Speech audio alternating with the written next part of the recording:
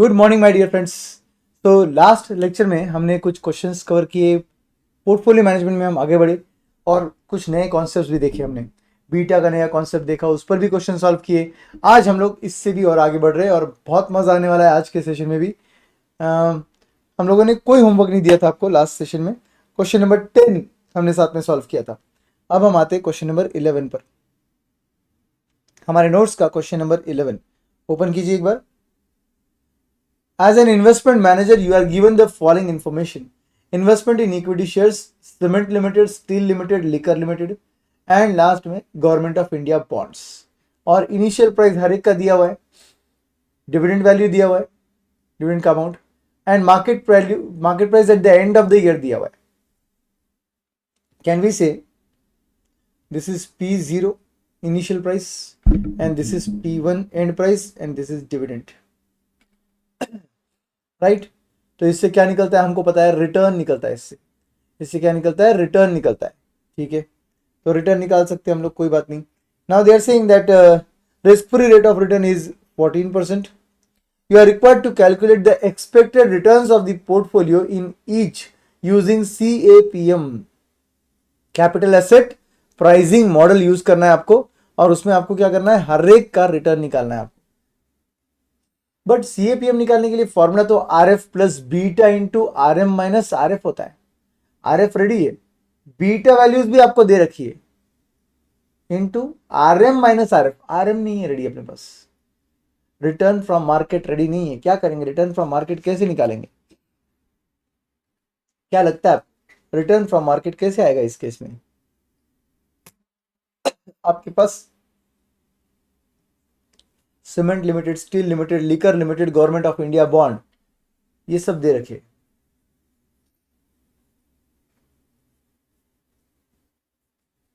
कैसे आएगा RM, return from market? तो दोस्तों रूल बहुत सिंपल है। जब ऐसे केसेस में, टिपिकल यही क्वेश्चन एग्जाम में बार बार आता है, ऐसे केसेस में जब जब ये ऐसे टाइप के क्वेश्चंस दिए रहते हैं और आरएम नहीं दिया रहता है, तो ये overall combination of all the investments is called as return from market. Because ये क्या कर रहा है, डाइवर्सिफाई कर रहा है, अलग अलग जगह इन्वेस्टमेंट कर रहा है, अलग अलग सेक्टर में इन्वेस्टमेंट कर रहा है, including government of India bond. तो ये बन गया इसका रिटर्न फ्रॉम ओवरऑल मार्केट। तो क्या करने का, रिटर्न फ्रॉम मार्केट निकालने के लिए ये सबका टोटल विल बी P0, ये सबका टोटल विल बी P1, और ये सभी का टोटल विल बी डिविडेंड। और ये लेकर हम लोग क्या करते हैं, हमारा ओवरऑल वैल्यू निकाल, मतलब हमारा रिटर्न निकाल लेते हैं, which is nothing but D, मतलब dividend plus P1 minus P0 that is price appreciation divided by base price into 100। ये आएगा आपका रिटर्न फ्रॉम मार्केट का लॉजिक। ओके, अब एक और चीज है इस क्वेश्चन में, जो क्वेश्चन में गलत दिया है वो है गवर्नमेंट ऑफ इंडिया बॉन्ड के सामने का बीटा वैल्यू। देखो गवर्नमेंट ऑफ इंडिया का बीटा वैल्यू कितना दिया है बॉन्ड्स का, 0.99। मतलब क्या हुआ, 1। जैसे तुम कल बोल रहे थे आंसर में, वैसे ही हो गया ये तो। रिस्क फ्री रहने के बावजूद भी इन्होंने आरएम कितना, ये बीटा वैल्यू कितना लिया, 1 ले लिया। 0 होना चाहिए, बट ऑब्वियसली इन्होंने 0.99 दिया है, तो अपने को भी 0.99 यूज करना चाहिए। ज्यादा से ज्यादा आप क्या कर सकते हो, नोट लिख सकते हो। ठीक है, चलो सॉल्व करते हैं। एवरेज रिटर्न फ्रॉम पोर्टफोलियो भी निकालना है आपको, बाद में निकाल लेंगे। तो दो चीजें पूछी आपको, expected return of portfolio using CAPM in each investment, and बाद में बोला है एवरेज रिटर्न ऑफ पोर्टफोलियो। चलो question number 11।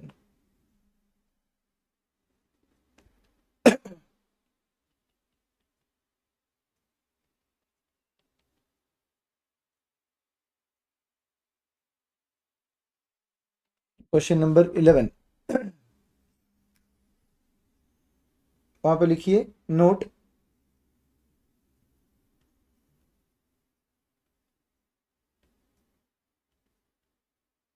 in the absence of information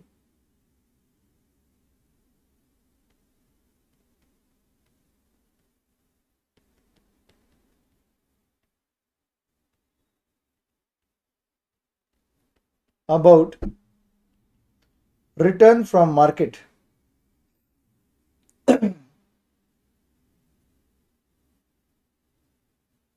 comma, different sectors information given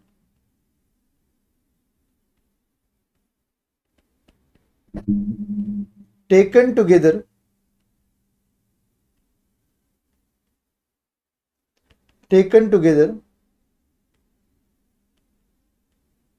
is treated as market. Different sectors information given taken together is treated as market.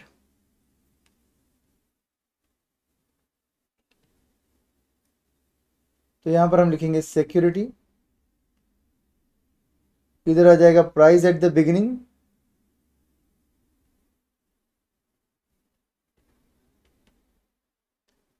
then price at the end,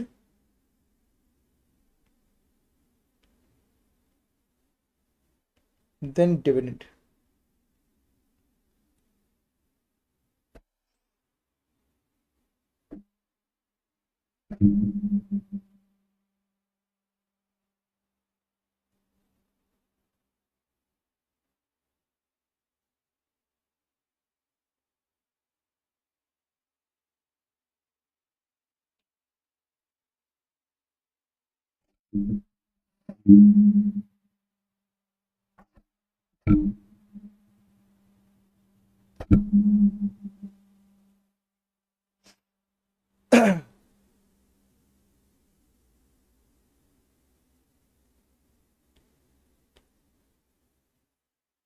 security में सबसे पहला security cement limited, price at the beginning कितना है,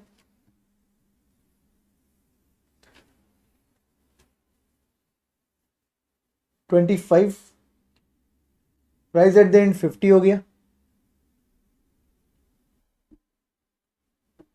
then dividend value जो है वो ₹2 है.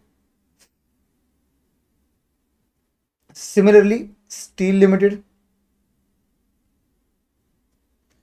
Price at the beginning 35 है, प्राइस एट द एंड 60 है और डिविडेंड फिर से ₹2 है. And liquor limited, price at the beginning 45, price at the end 135 and dividend जो है वो ₹2 है. Lastly GOI bonds, government of India bonds, price at the beginning 1000, price at the end 1005, 140 का डिविडेंड, मतलब ही इंटरेस्ट.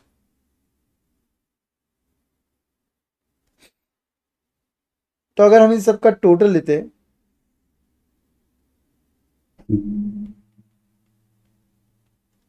तो हमारी बात बन जाएगी.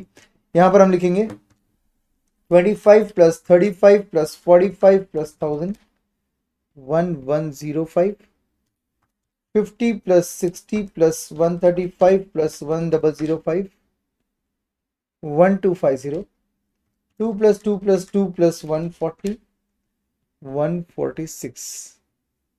यह आपका डिविडेंड आ गया. ठीक है. तो अब रिटर्न फ्रॉम मार्केट अगर लेना है तो हम वही बोलेंगे जो हम लोग बोलते हैं, डिविडेंड प्लस कैपिटल गेन, मतलब ही price appreciation, P1 minus P0 whole divided by base price P0 into 100. Dividend का टोटल है आपका 146, capital gain is nothing but 1250 minus 1105 divided by the base price 1105 into 100, that will be return from market. So return from market will be nothing but कितना आएगा,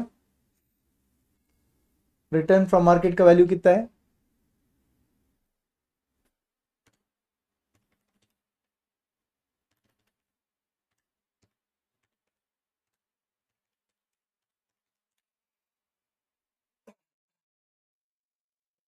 yes 26.33%।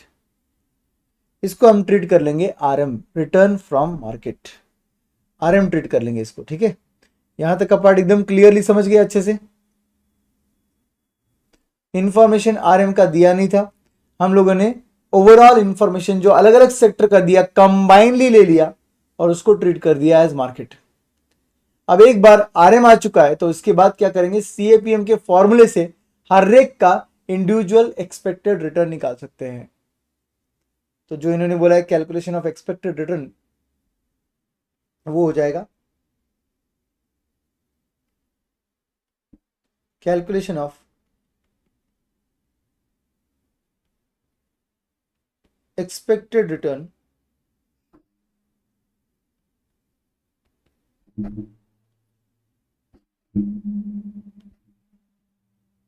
of each security, calculation of expected return of each security।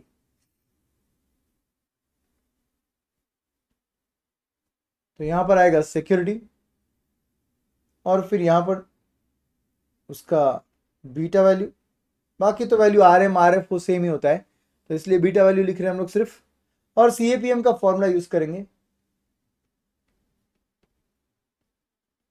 Expected return is equal to R F plus beta into R M minus R F.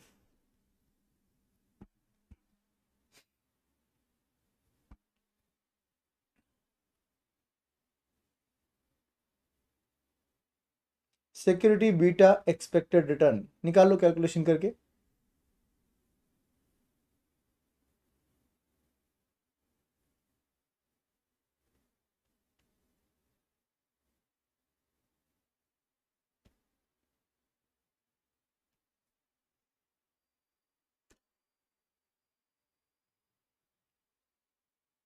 Zero point eight, 0.7, 0.5, 0.99। Unfortunately इनके मुताबिक जो तीनों companies है उससे ज्यादा risk government of India bond का है in comparison to market. मतलब मार्केट फ्लक्चुएट होगा तो ये सिक्योरिटीज में फ्लक्चुएशन कम होगा, मगर गवर्नमेंट ऑफ इंडिया में फ्लक्चुएशन ज्यादा होगा बॉन्ड्स में।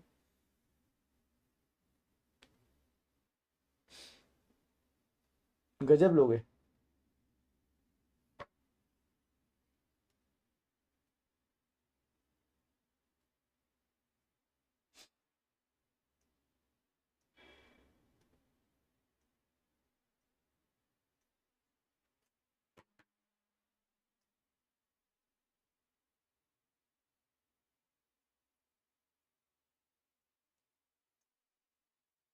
Correct correct. आईसीआई और आईसीआई के अजम्पशंस, उनके सॉल्यूशंस, हर चीज गजब है।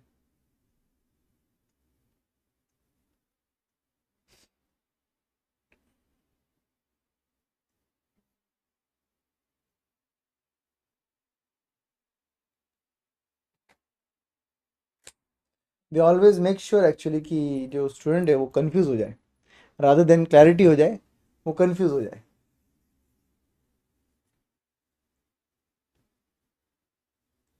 फर्स्ट केस आरएफ कितना दिया है आपको, 14%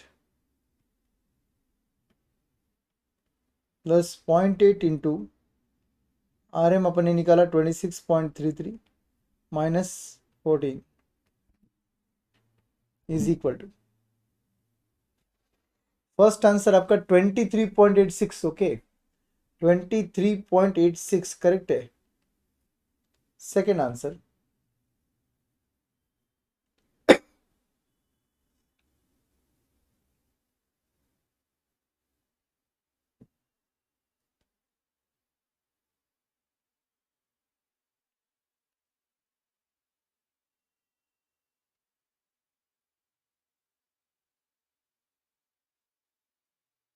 0.7 इधर आएगा, 0.5 इधर आएगा और 0.99 आएगा।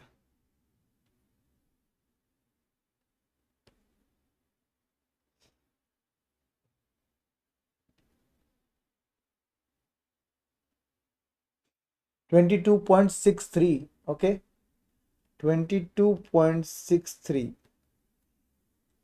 20.17, यस ये भी करेक्ट है, 20.17। और लास्ट केस में तो कैलकुलेट करने की भी जरूरत नहीं है, लगभग लगभग आपको पता है कितना आएगा, बट वो लगभग आएगा तो कैलकुलेट करना पड़ेगा, that is it will be equal to R M, because beta value 1 के नजदीक एकदम 0.99, तो इसलिए it will be 26.21, okay, 26.21, yes, so these are your expected return. Now they are also asking us to calculate the expected return of portfolio। अगर आपने देखा रहेगा तो इसके दूसरा क्वेश्चन बोलता है एवरेज रिटर्न ऑफ पोर्टफोलियो निकालो। भैया एवरेज रिटर्न निकालने के लिए क्या चाहिए आपको?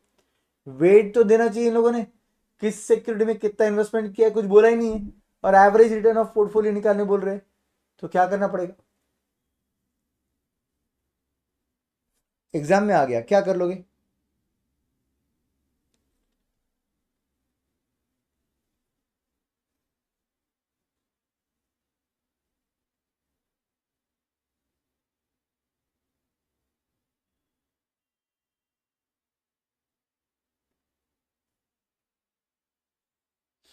यस, एवरेज निकालना है तो क्या करेंगे? वेट्स तो निकाल सकते हैं ना सर? नहीं निकाल सकते आप वेट्स, आपको यहाँ पर मार्केट प्राइस दिया हुआ है पर शेयर, बट आपके पास कितने शेयर है ये तो दिया ही नहीं है। नहीं तो price per share into market number of shares करके आपका मार्केट वैल्यू आता था, ऑब्वियसली उससे आप वेट्स निकाल सकते थे। तो आपको क्या करना पड़ेगा? आपको अज्यूम करना पड़ेगा कि ये चारों में आपने इक्वल इन्वेस्टमेंट किया है, इसलिए वेट्स भी इक्वल है। नोट लिखते, सेकेंड पार्ट सॉल्व कर रहे हैं हम लोग, वहां पर हम लिखेंगे in the absence of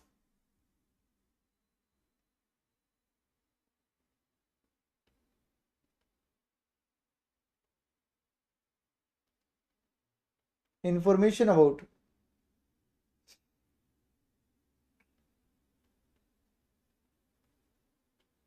investment in each security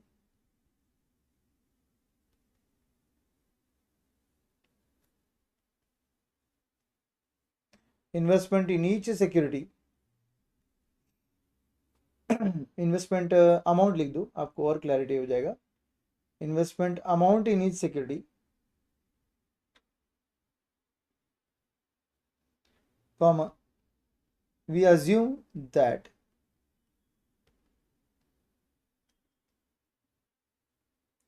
these amounts are equal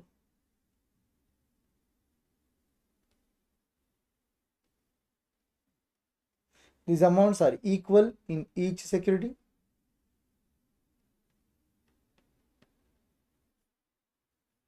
therefore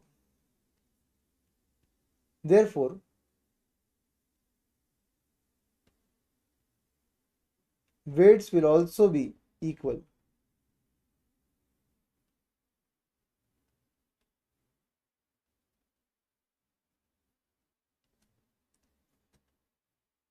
weights will also be equal, तो therefore average return is equal to, क्या करना पड़ेगा?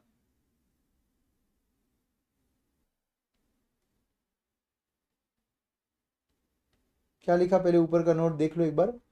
In the absence of information about investment amount in each security, we assume that these amounts are equal in each security and therefore weights will be equal। Now average return will be equal to इन चारों का total divided by 4, इन चारों का total divide by 4, क्योंकि weights equal है इसलिए। तो 23.86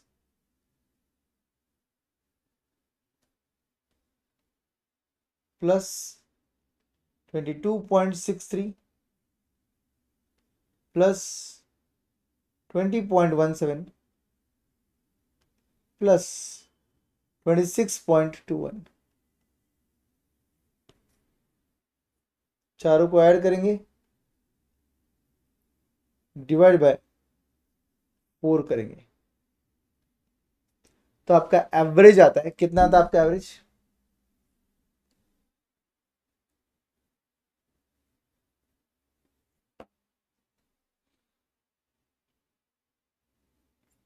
case study based MCQs जो आ रहे हैं वो ऐसे ही आ रहे हैं, ये प्रैक्टिकल क्वेश्चंस में से ही ये थोड़ा सा वर्ड्स ज्यादा देते हैं, लोग वर्डिंग्स ज्यादा देते हैं.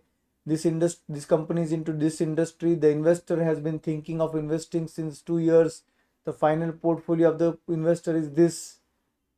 ऐसे मिर्च मसाला डालते, मेन कंटेंट जो क्वेश्चन का है वो भी देते, और उसके बेसिस पर वो एमसीक्यूज फ्रेम करते. केस स्टडी बेस्ड एमसीक्यू कुछ अलग नहीं होते, यही लॉजिक होता है. तो आपका आंसर 23.22 आता है क्या? Okay, yes, 23.22% average rate of return. और अगर आपने इंडिविजुअल सेक्रेटरी इंटू 0.25 किया तो भी आंसर वही आता है. इंडिविजुअल सेक्रेटरी इंटू 0.25 क्यों ले रहे? बिकॉज 4 सेक्रेटरीज है, तो 100 को डिवाइड बाय, मतलब 1 को डिवाइड बाय 4 करेंगे तो हमारा इक्वल वेट आ जाएगा 0.25 हर एक में. यस.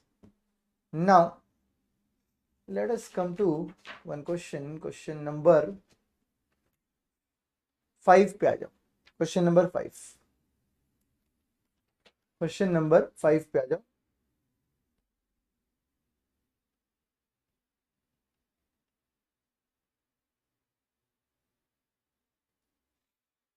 और क्या बोला है यहां पर क्वेश्चन नंबर 5 में?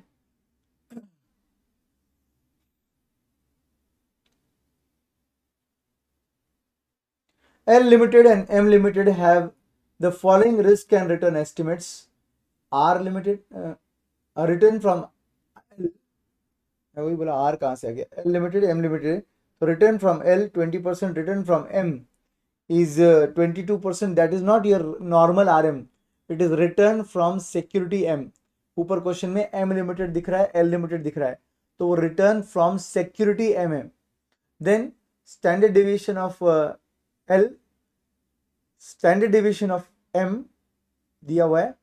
Correlation coefficient that is R of L and M is -1, is -1.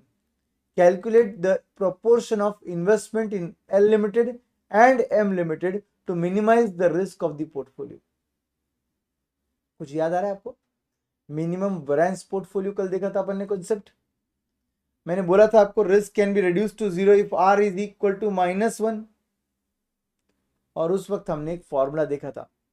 क्या याद है क्या formula? Weight of x is equal to, याद आ रहा है? वो वाला फॉर्मूला यूज करना है यहां पर, weight of L is equal to या weight of M is equal to बोलकर. तो राइट देयर आपका फॉर्मूला था weight of x is equal to standard deviation of y divided by standard deviation of x plus standard deviation of y. Weight of x is equal to standard deviation of y divided by both the standard deviation total. तो यहां पर भी वही होगा. अगर मैं weight of l बोल देता हूं is equal to, तो स्टैंडर्ड डेविएशन दूसरे का लेने का मतलब m का लेने का, डिवाइड बाय दोनों के स्टैंडर्ड डेविएशन का टोटल लेने का.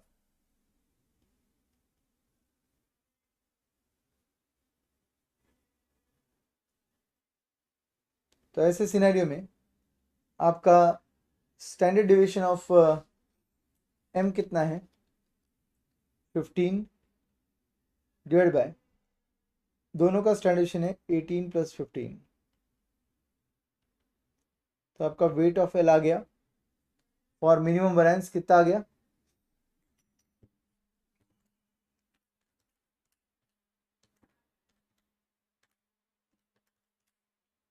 45.45,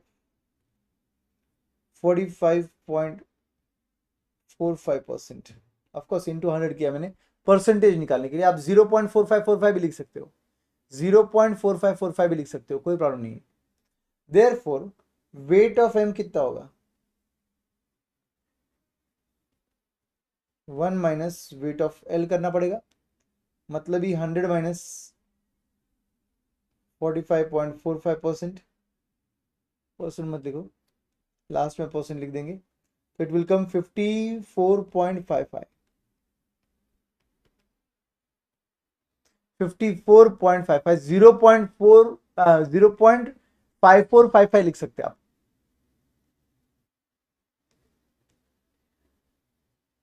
दैट्स इट, ये हो गया क्वेश्चन नंबर 5 का आंसर, इतना सा क्वेश्चन। ओके, देन आगे बढ़ते हैं।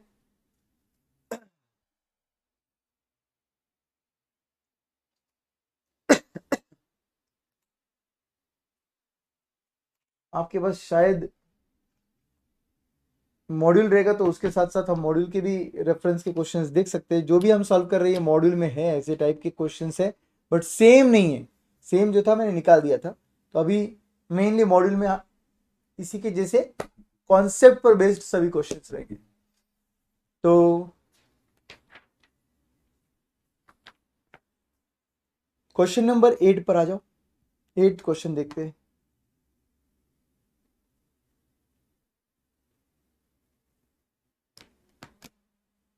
Risk free rate of return is 8%.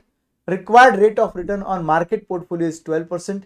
Expected rate of growth for the dividend of firm A is 6%.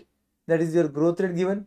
The last dividend paid on the company's firm by firm A was rupees 1. This is your D0. And they are saying beta of the firm is 1.4 times. 1.4 times. What is the equilibrium price per share of this company's stock? Equity stock का price कितना होना चाहिए? Equilibrium मतलब calculated, वो निकालो। Easy निकाल पाएंगे हम लोग, कोई प्रॉब्लम नहीं है, बहुत इजी कॉन्सेप्ट है ये। तो क्या करना होगा सर? रिटर्न फ्रॉम मार्केट दिया हुआ है, risk free rate of return दिया हुआ है, बीटा वैल्यू दिया हुआ है, क्या निकलेगा आपका? CAPM से आंसर निकलेगा, दैट विल गिव यू के। वो के अगर हम लोग यूज करेंगे हमारे गॉर्डन के फॉर्मूले में, K is equal to D1 upon P0 plus G, तो ऑब्वियसली इस केस में हमारे पास P0 is equal to answer निकल सकता है, P0 का आंसर निकल सकता है।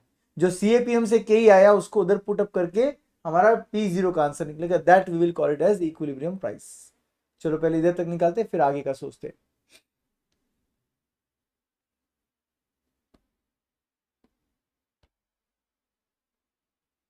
Question number 8 of our notes.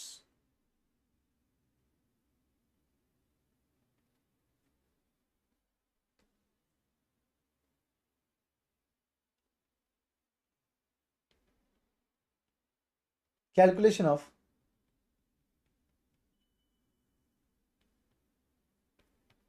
expected return into bracket KE as per CAPM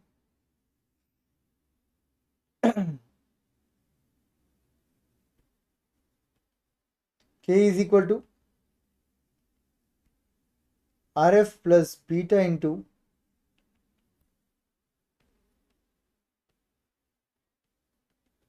RM minus RF. Your risk free rate is 8, your beta is 1.4, return from market is 12, risk free is 8.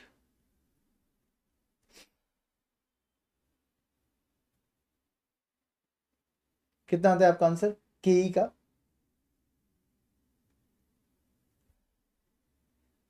Twelve minus 8 is 4, 4 into 1.4 beta plus 8, 13.6. Okay, K is equal to 13.6%. Now use this K in Gordon's formula.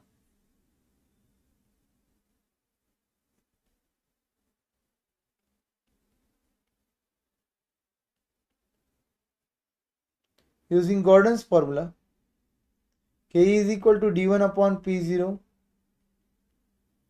plus G into 100. Can we make it P0 is equal to बना सकते हैं इसको P0 is equal to?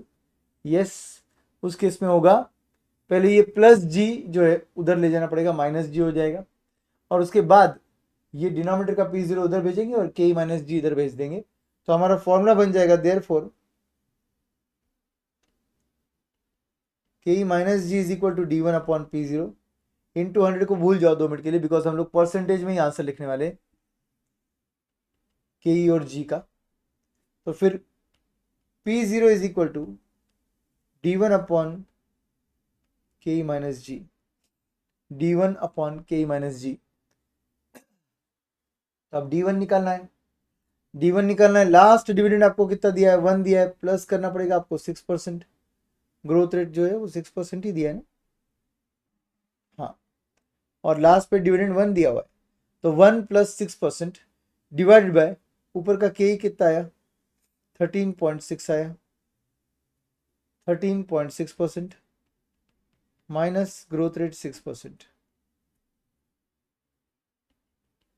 तो इससे आपका P0 जो है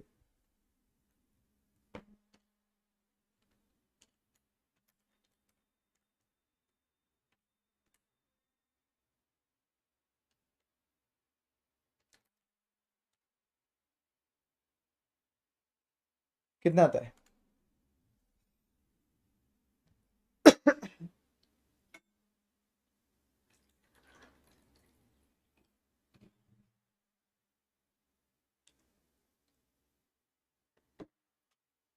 13.95, P0 आपका 13.95 रुपीज रहेगा ना, बिकॉज प्राइस है वो, तो 13.95 रुपीज बिल्कुल सही है, एब्सोल्युटली करेक्ट आंसर, इजी। तो इक्विलिब्रियम प्राइस जो है वो निकल चुका है हमारा ये वाला।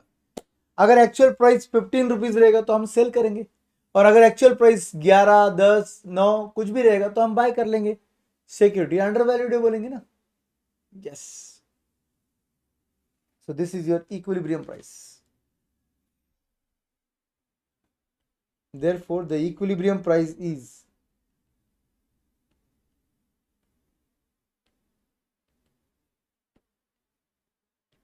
rupees 13.95. Therefore the equilibrium price is rupees 13.95. उसी में सेकंड पार्ट भी पूछा ही, तो इसको फर्स्ट पार्ट बोल दो, इसको फर्स्ट पार्ट बोला लेते हैं, इसी में सेकंड पार्ट भी पूछा हुआ है कुछ।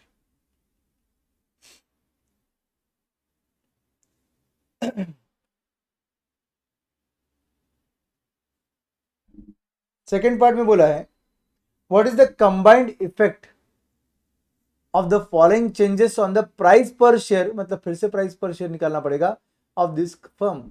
Inflation premium decreases by 2%, expected growth rate increases by 2%। अगर इन्फ्लेशन प्रीमियम 2% से कम हो गया तो उसका इफेक्ट क्या होता है, पहले वो समझिए। इन्फ्लेशन प्रीमियम जो है वो 2% से कम हो गया, इसका मतलब आपका आरएम और आपका आरएफ 2% से कम हो जाएगा, तो आर एफ जो है ये 6 बन जाएगा और आर एम जो है वो 10 बन जाएगा, right. Inflation premium market return को भी हिलाएगा, risk free rate of return को भी हिलाएगा, तो डायरेक्टली उस रेट में से मैंने क्या कर दिया, एब्सोल्यूट नंबर 2 माइनस कर दिया, एब्सोल्यूट नंबर मतलब 2 का नंबर माइनस कर दिया, ठीक है। Expected growth rate increases by 2% अगर रहेगा तो कुछ नहीं करना है आपको, जो आपका ग्रोथ रेट 6 लिया था आपने उसको 8 लेना होगा, तो उस केस में आपका ग्रोथ रेट 6 की जगह 8 हो जाएगा, करेक्ट। तो इससे हम फिर से निकाल लेंगे हमारा इक्विलिब्रियम प्राइस, वहां पर लिखते if inflation premium is decreased by 2%, revised RM is equal to 12 minus 2 is equal to 10%, revised RF is equal to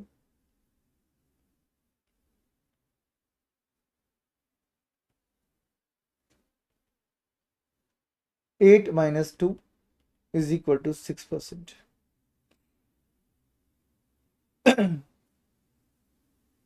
Therefore,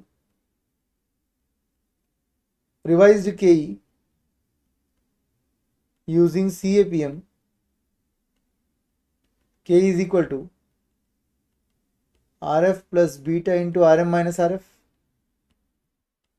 RF कितना लेंगे रिस्क फ्री, 6 लेंगे सर इस बार, बीटा वैल्यू कितना लेंगे, जो ओरिजिनल था वही लेंगे, बीटा वैल्यू 1.4 है एंड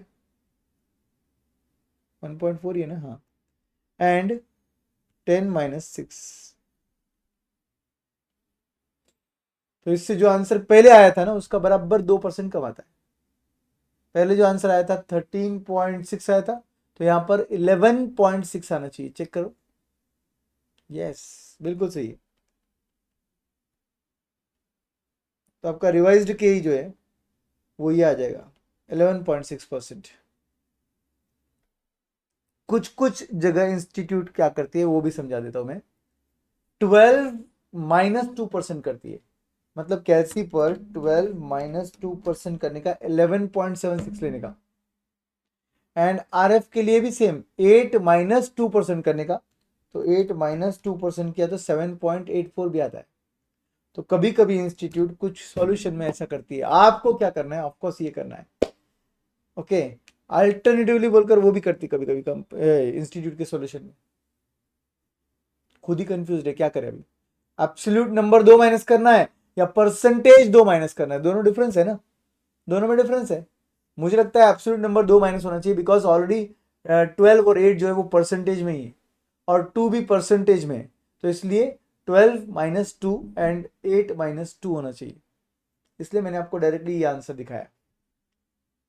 अब गॉर्डन मॉडल यूज करेंगे और आपका आंसर निकलेगा। लिखिए नीचे, using Gordon's model.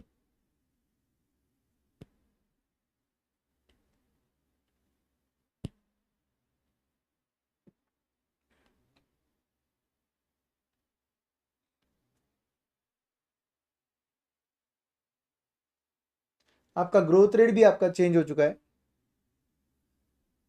With revised growth rate of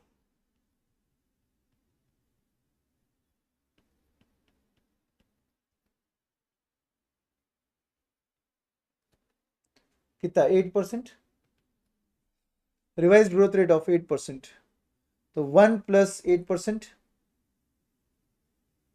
and यहां पर भी 11.6 -8% ऐसा आएगा।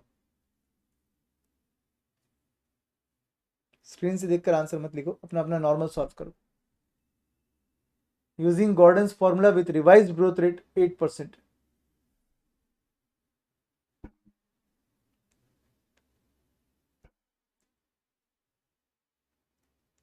अब आपका के कितना लिया आपने, 11.6 लिया। आपका ग्रोथ रेट कितना लिया, 8 लिया, 8%। तो यहां पर आपका P0 आता है रुपीज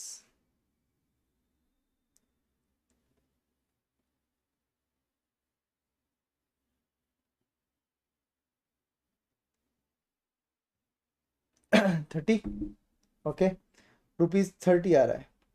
पहले वाला प्राइस कितना था, पहले वाला प्राइस था 13.5, अब कितना है, 30 है।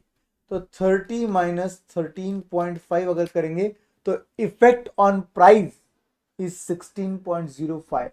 इन्होंने आपको पूछा है इफेक्ट ऑन प्राइस दिखाओ, ये देखो इन्होंने आपको क्या बोला है, what is the combined effect of the following on price per share.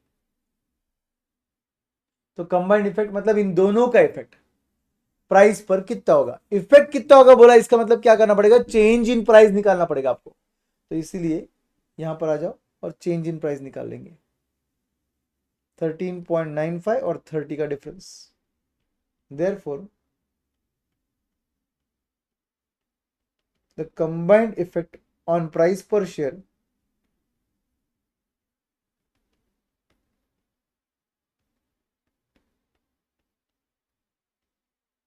is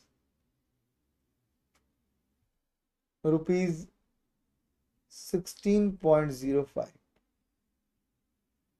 30 minus 13.95।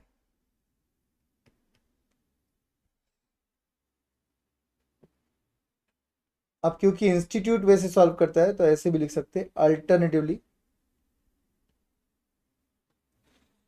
अलग सॉल्यूशन अभी।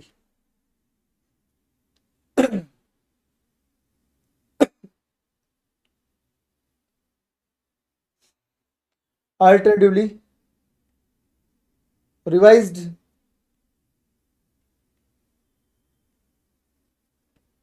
calculations will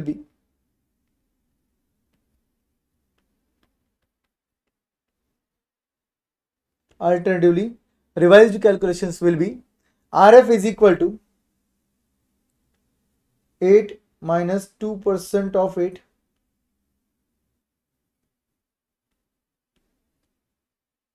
which is equal to 7.84। वही निकाला था ना अपने।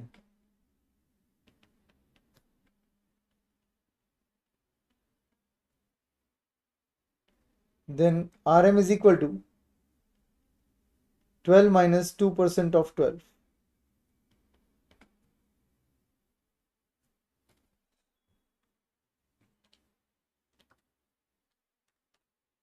11.76%।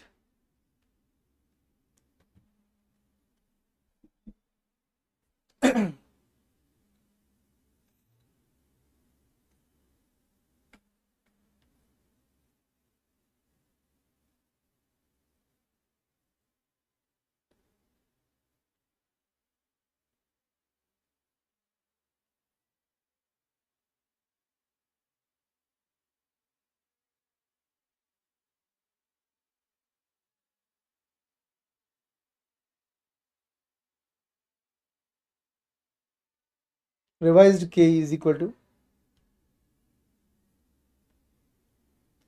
7.4 प्लस 1.4 का बीटा था into 11.76 minus 7.484।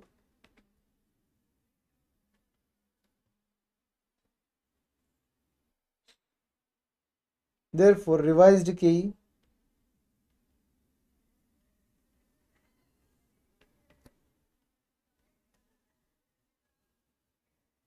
is equal to 13.32। Okay, 13.32 को यूज कर हम लोग गॉर्डन फॉर्मूला यूज करेंगे और आंसर निकालेंगे।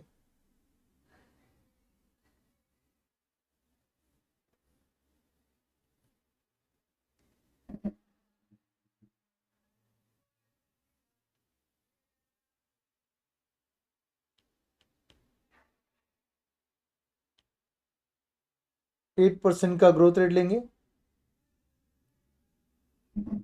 और ये वाला P0 का आंसर निकल जाएगा।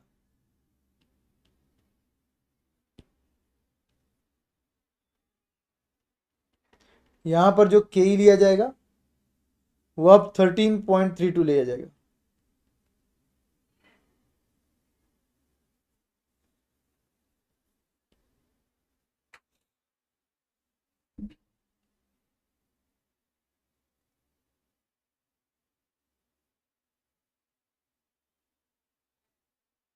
नया प्राइस, इस लॉजिक से नया प्राइस और फिर चेंज इन प्राइस वापस।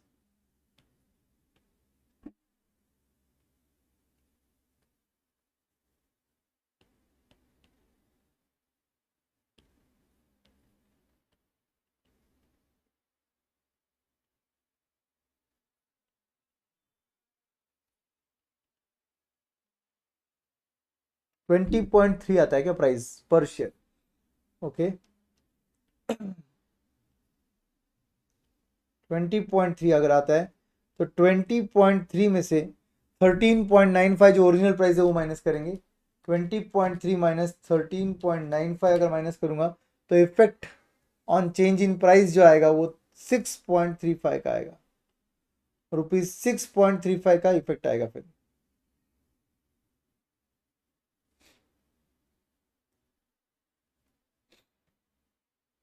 The combined effect on price per share is ₹6.35।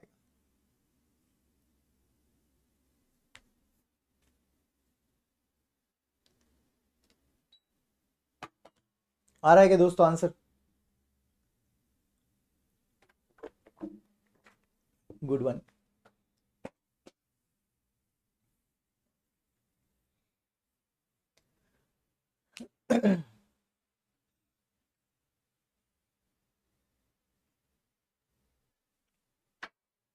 लिख लो अच्छे से। मैंने कॉपी पेस्ट किया, मुझे पता है मेरे को टाइम कम लगता है, आपको लिखना पड़ता है प्रॉपरली।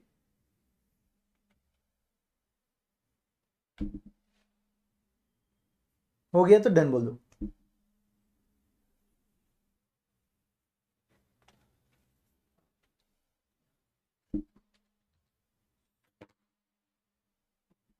चलिए डन, आगे बढ़ते। Give the heading valuation of security.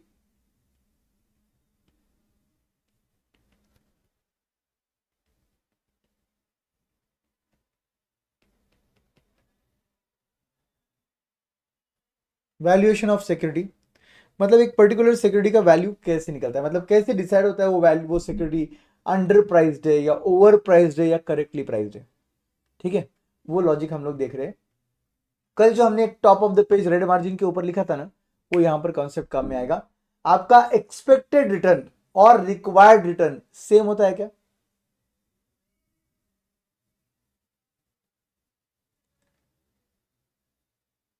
Expected return और रिक्वायर्ड रेट ऑफ रिटर्न, क्या ये दोनों सेम है? नहीं है। आपका सिंपल लॉजिक है दोस्तों, के ई निकालने का फॉर्मूला सीएपीएम का था। मतलब आपका रिक्वायर्ड रेट ऑफ रिटर्न जो है वो minimum required rate of return होता है।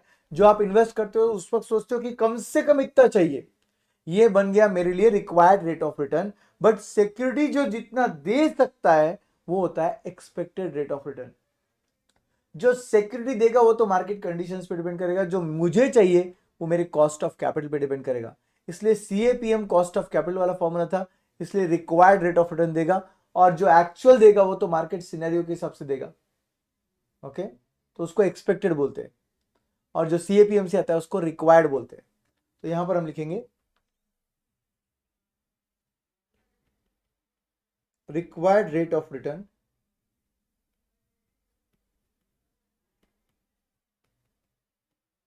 Dash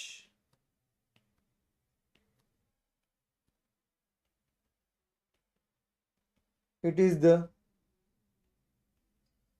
minimum rate of return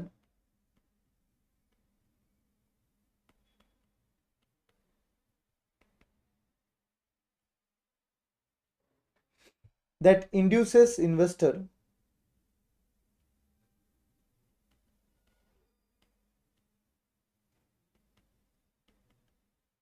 to invest in any particular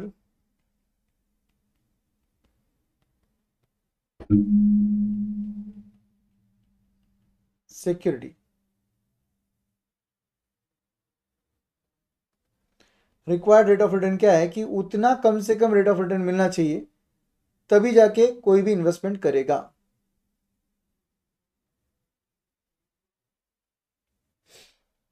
तो वो बन गया मिनिमम रेट ऑफ रिटर्न जो चाहिए।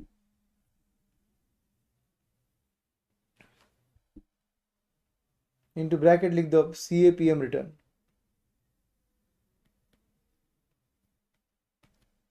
देन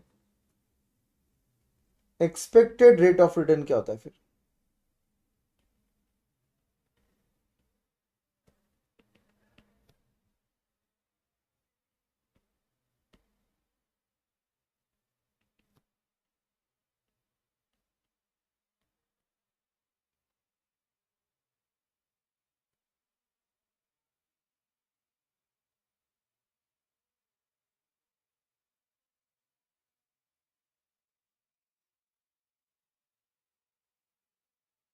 इन्वेस्टर जो एक्सपेक्ट कर रहा है सिक्योरिटी में इन्वेस्टमेंट में जो मिलेगा उसको बोलते हैं expected.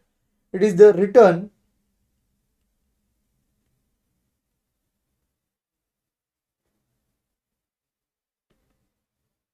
that an investor expects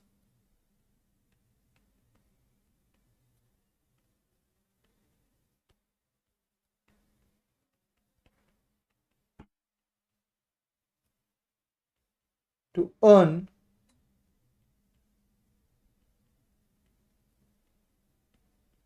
from a security।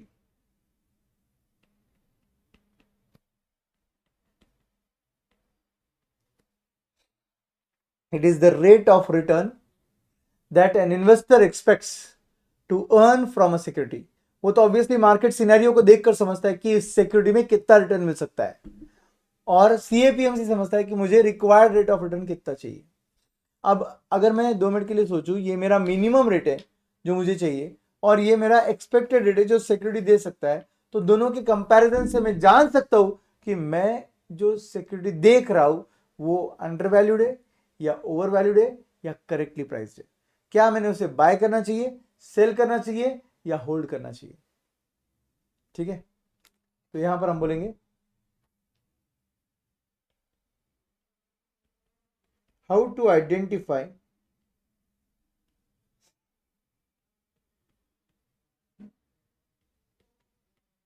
undervalued oblique overvalued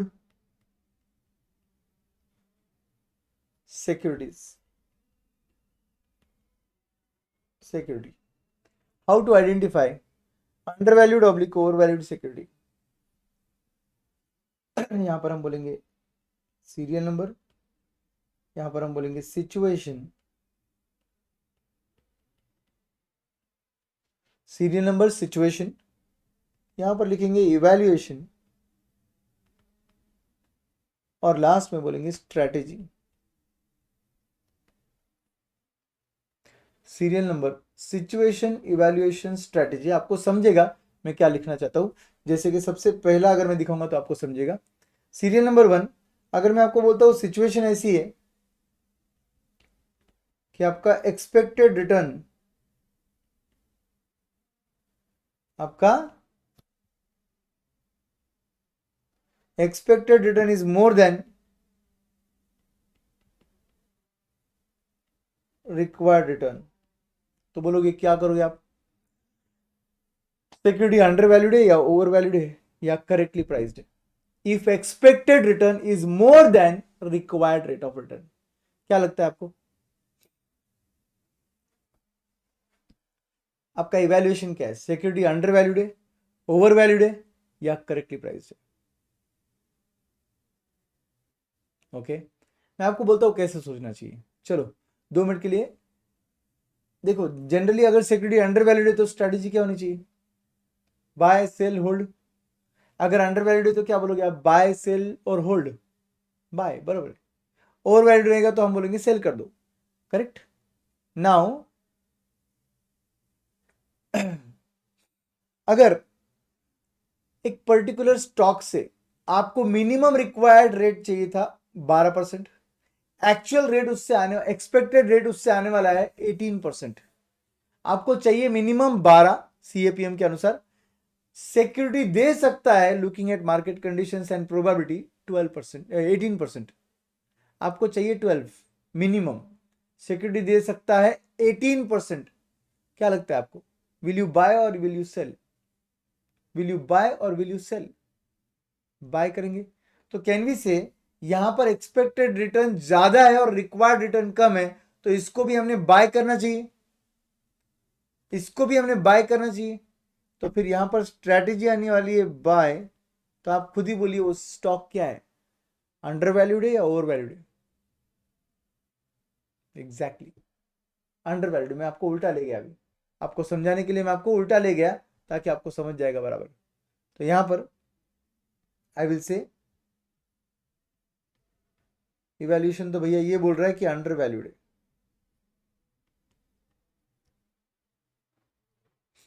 correct. Security is under valued and इसलिए स्ट्रेटेजी होनी चाहिए बाय। अगर सेकेंड नंबर सिचुएशन लेते हैं,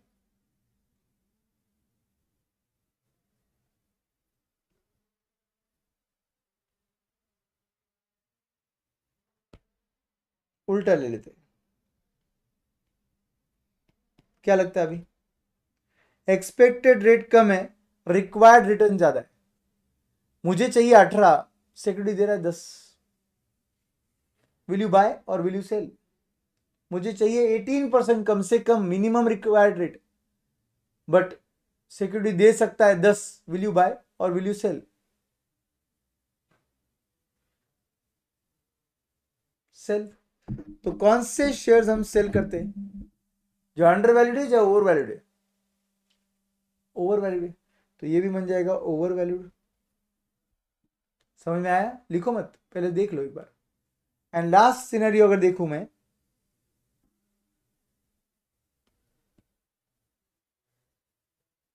तो यहां पर इन दोनों को इक्वल रख रहा हूं मैं अभी।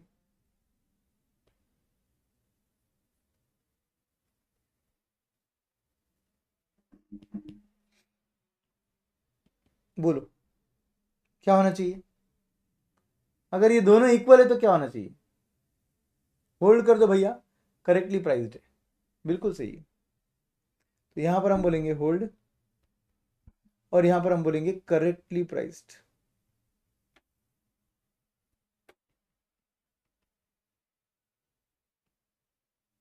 जो सिक्योरिटी है वो करेक्टली प्राइस्ड है। लिख लो अभी।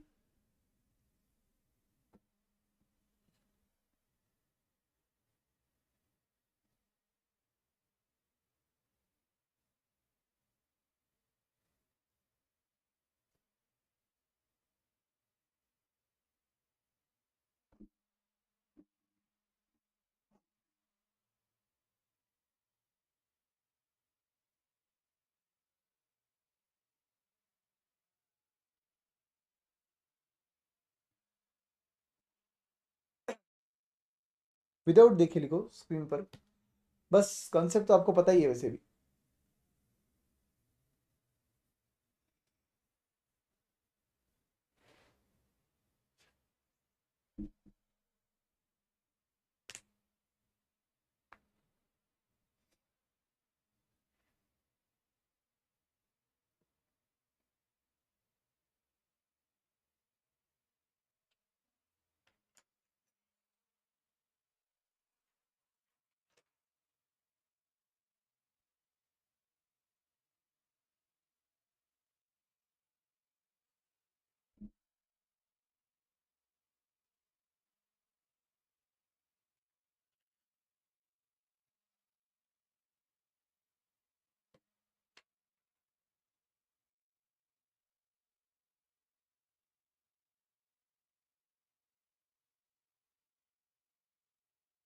डन, चलो सही है।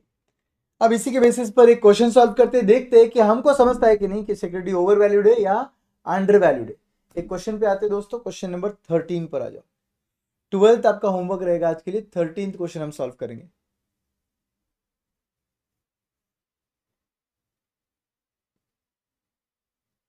Mark question number 12 as homework and come to question number 13.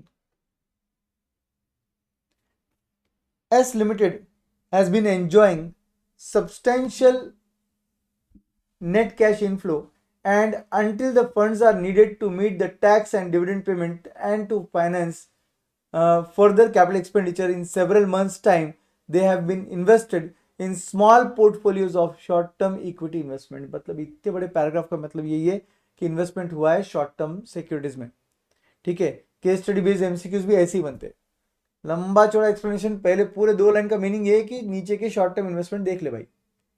Then they are saying the details of the portfolio which consists of the shares in 4 UK listed companies are as follows: D, E, F and G Limited।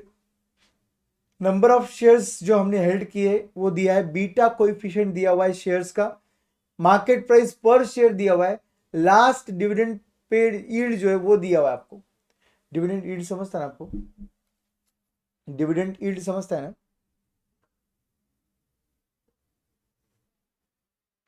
What is the meaning of dividend yield?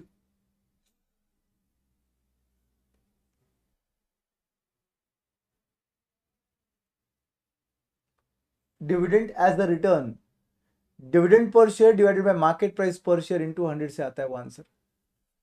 Dividend yield का मतलब होता है dividend per share divide by market price per share into 100।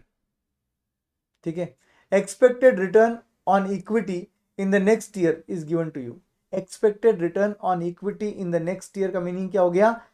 ये आपको दे रहे इधर expected return. Okay, तो अब इन्होंने बोला है नीचे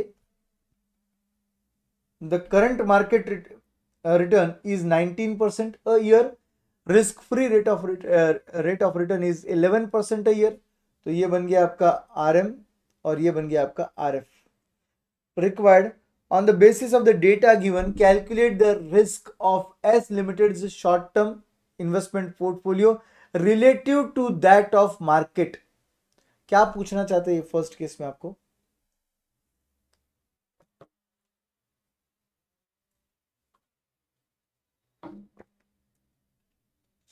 On the basis of the data given, calculate the risk of S Limited's short-term investment portfolio relative to that of market. What is the meaning of relative to that of market? Yes, guys.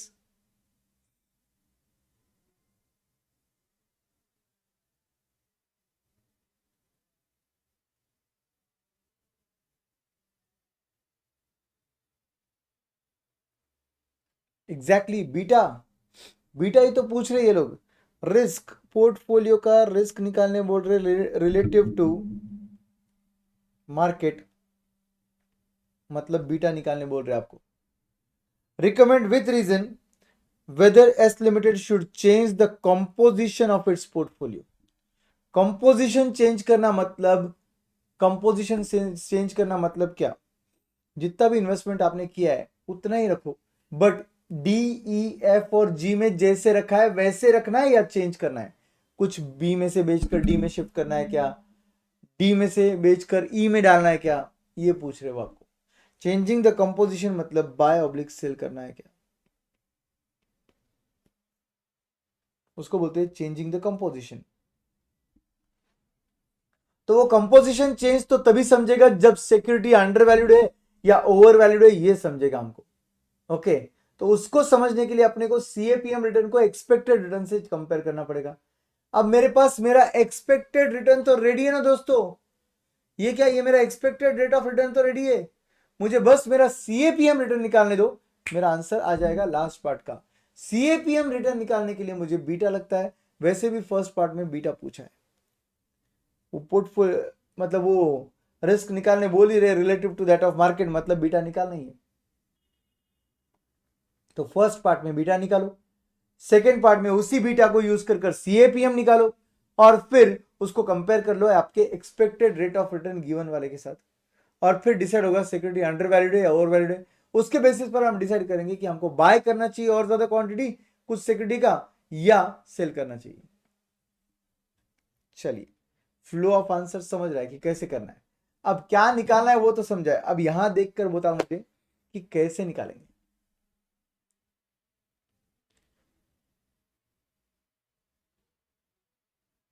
कैसे निकालेंगे दोस्तों?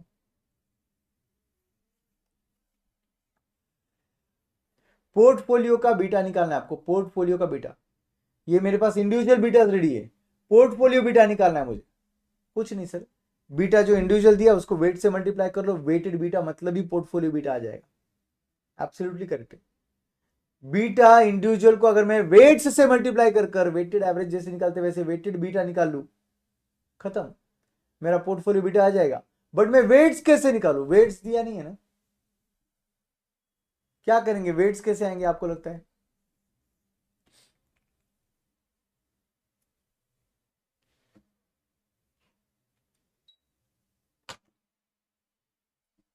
कैसे आएंगे weights? Exactly, number of shares into price per share करो, आपका market value आ जाएगा हर एक investment का. उसको ही आपको क्या करना है, बेस बनाकर आपका वेट निकालना है. चलो पहले वेटेड बीटा निकालते हैं. पहले निकालते हैं weighted beta.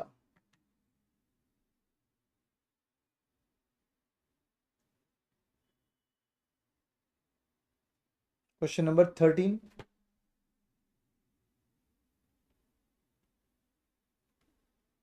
of our notes.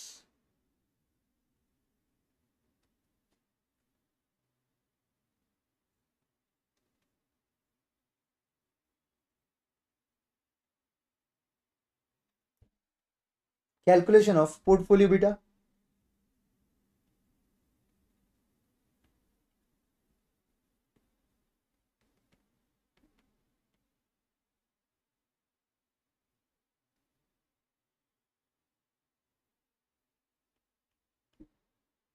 Security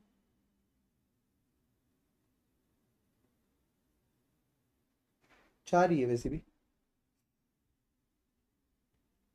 number of shares, space management बराबर करो।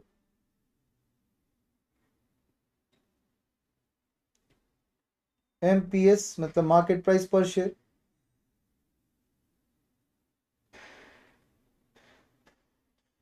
तो यहां पर आ जाएगा total market value.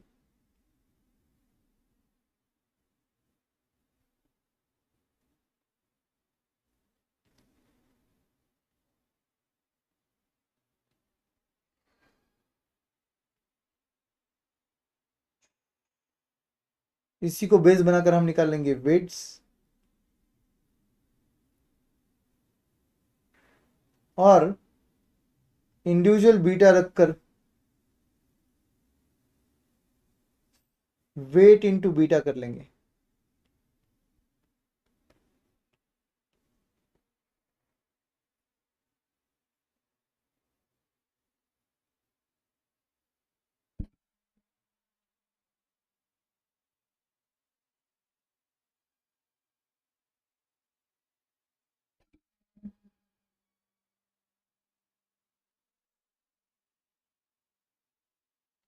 So you have D Limited, EFG Limited.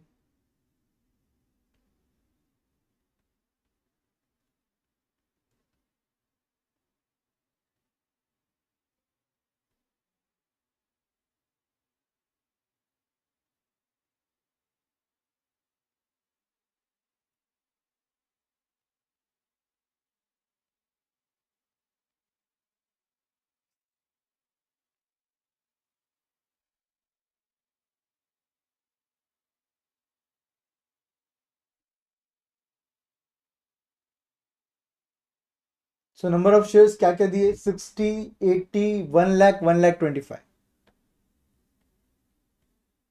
60, 80, 1 lakh, 1,25,000। ठीक है, मार्केट प्राइस पर शेयर जो है 4.29, नेक्स्ट केस में 2.92, 2.17, 3.14 है। कर लो कैलकुलेटर और आंसर निकाल लो। बीटा वैल्यूज जो क्वेश्चन में दिए वो भी लिख लेते हैं। 1.16 बीटा कॉलम में, फिर 2.28,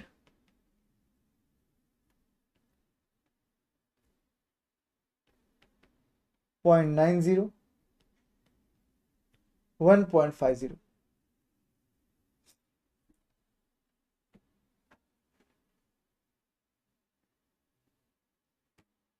तो 60,000 इंटू 4.29 करेंगे, 2,57,400 आएगा। मेमोरी प्लस कर दो। 2.92 इंटू 80,000 करेंगे, 2,33,600 आएगा। मेमोरी प्लस कर दो। 1 लाख इंटू 2.17, 2,17,000 को मेमोरी प्लस कर दो। एंड लास्टली 1,25,000 इंटू 3.14, 3,92,500 को भी मेमोरी प्लस कर दो।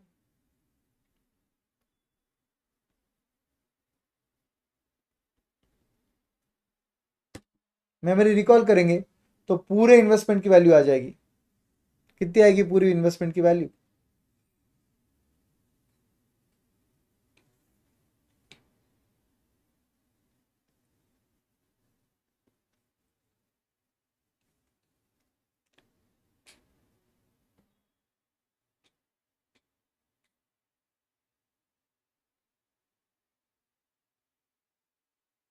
कितनी आएगी इन्वेस्टमेंट की value, market value?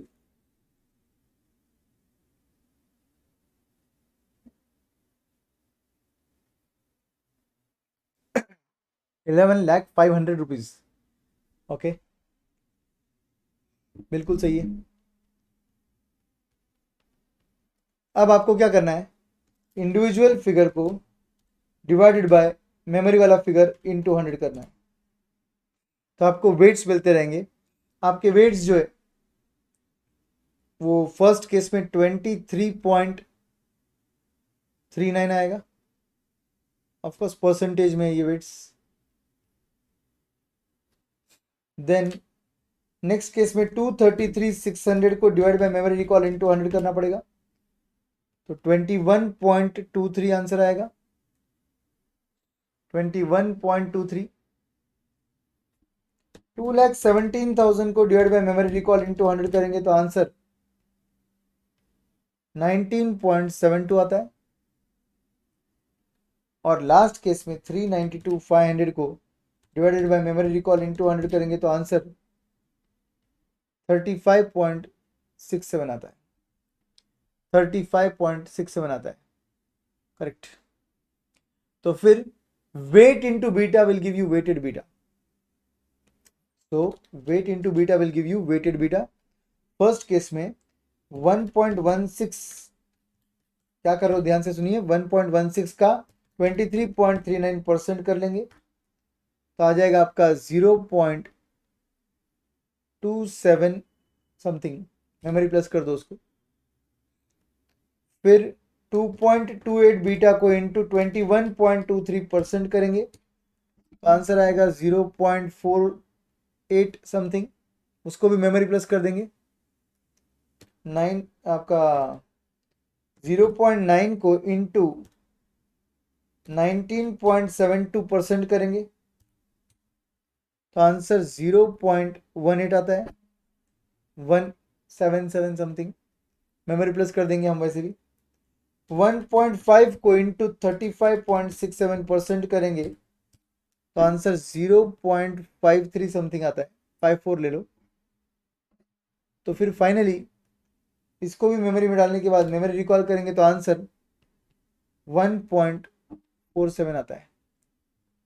Portfolio beta 1.47, absolutely correct, बिल्कुल सही जवाब। This is your portfolio beta, right everybody. Now portfolio beta भी आ गया, अब क्या करना है आपको, सिक्योरिटी के कंपोजिशन में कुछ चेंज करना चाहिए क्या, ये पूछ रहे हैं। मतलब इन्वेस्टमेंट पोर्टफोलियो के, इन्वेस्टमेंट पोर्टफोलियो के मतलब जितने भी शेयर्स डी के, ई के, एफ के और जी के, क्या कुछ शेयर्स किसी के बेच के दूसरे के खरीदने चाहिए। मतलब ये इनडायरेक्टली पूछ रहे हैं आपको बाय या सेल करना है, मतलब ही ये लोग पूछ रहे हैं सिक्योरिटीज अंडर वैल्यूड है या ओवर वैल्यूड है। ठीक है, तो नीचे लिखते हैं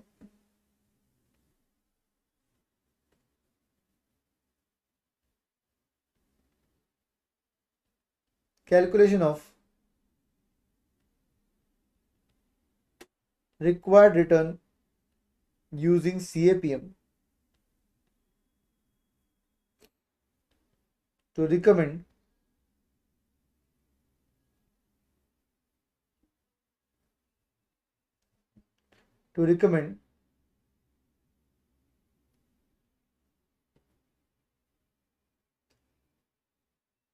change in composition of portfolio,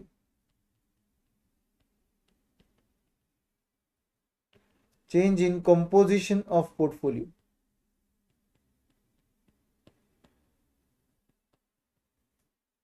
जिसको चर्निंग ऑफ पोर्टफोलियो भी बोलते हैं, चर्निंग ऑफ पोर्टफोलियो भी बोलते हैं। अगर आपको याद होगा सिक्योरिटी वैल्यूएशन में हमने बोला था ये word, churning of security investments.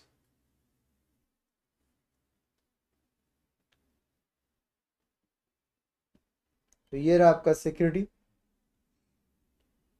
ये उसका बीटा, उसका CAPM से आंसर, फिर उसके आंसर को हम एक्सपेक्टेड रिटर्न के साथ कंपेयर करने वाले हैं।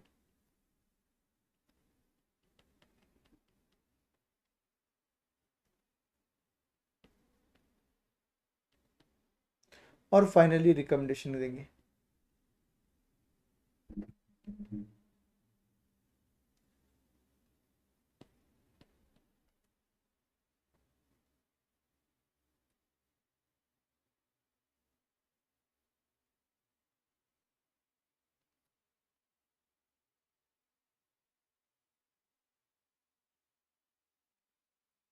पहले सिक्योरिटी ले लेते हैं,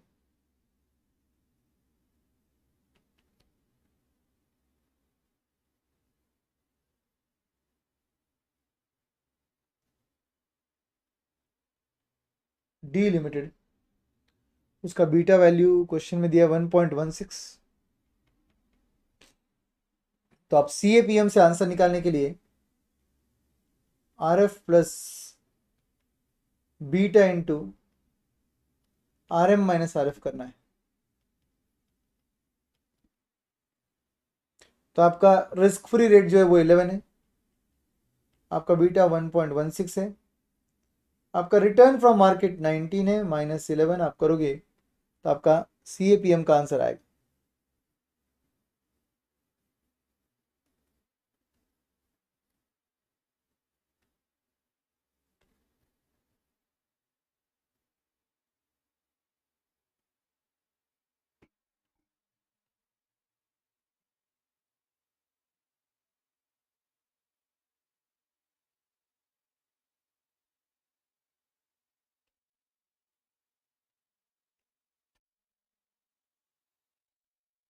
कितना आता है आपका आंसर?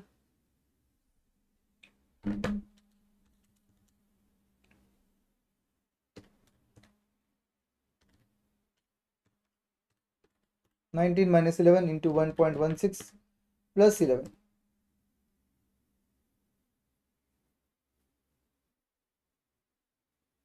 20.28 बिल्कुल सही है। 20.28 को अगर मैं कंपेयर करूं मेरे एक्सपेक्टेड रिटर्न गिवन के साथ, तो मेरा गिवन एक्सपेक्टेड रिटर्न 19.5 है। मतलब मुझे चाहिए 20.28, सिक्योरिटी दे सकता है 19.5। आप बाय करोगे सिक्योरिटी को या सेल करोगे?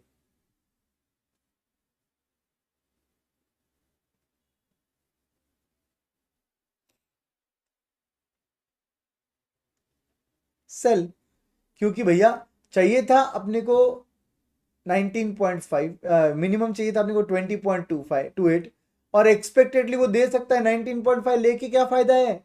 आपके रिक्वायर्ड मिनिमम से तो मैच भी नहीं कर रहा है वो, तो आप बोलोगे सेल कर दो।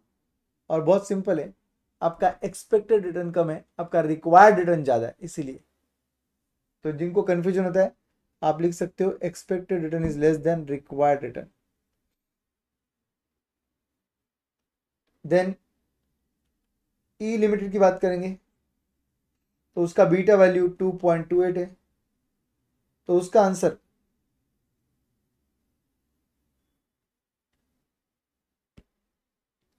यहां पर 2.28 के हिसाब से आएगा, बीटा वैल्यू 2.28 के हिसाब से आएगा।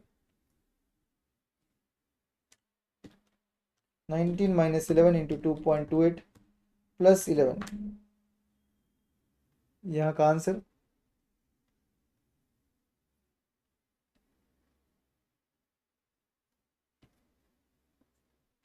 29.24 बिल्कुल सही है। जबकि एक्सपेक्टेड रिटर्न सिक्योरिटी ई से कितना दिया हुआ है?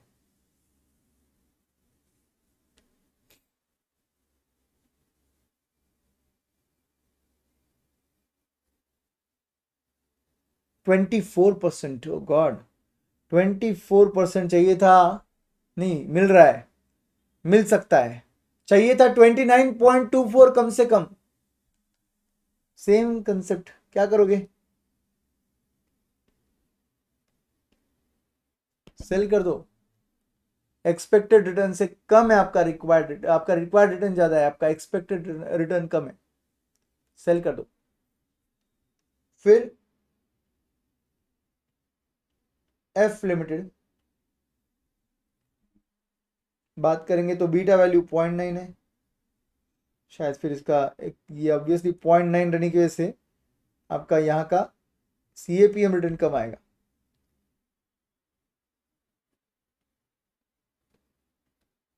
जीरो 0.9 के हिसाब से 19 -11 इंटू 0.9 प्लस 11, तो यहाँ का CAPM रिटर्न आ रहा है 18.2,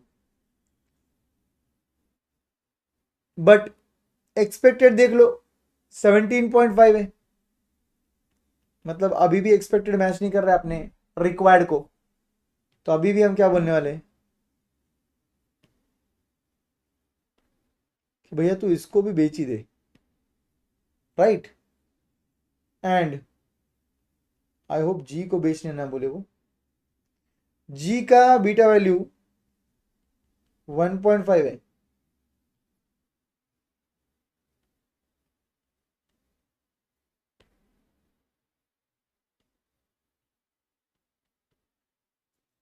अगर उसके हिसाब से सॉल्व करेंगे तो आंसर कितना आता है? 19 माइनस 11 इंटू 1.5 प्लस 11। यस 23% आ रहा है। और आपका एक्सपेक्टेड कितना है?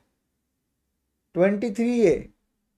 एक्सपेक्टेड भी 23 है, रिक्वायर्ड भी 23 आया, तो क्या बोलेंगे?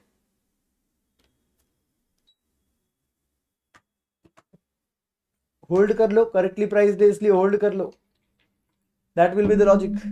तो यहां पर आ जाएगा होल्ड, और यहां पर हम बोलेंगे expected is equal to required. ये चेंज हम रिकमेंड करेंगे उस पोर्टफोलियो में। सेल कर दो डी ई एफ और होल्ड कर दो जी।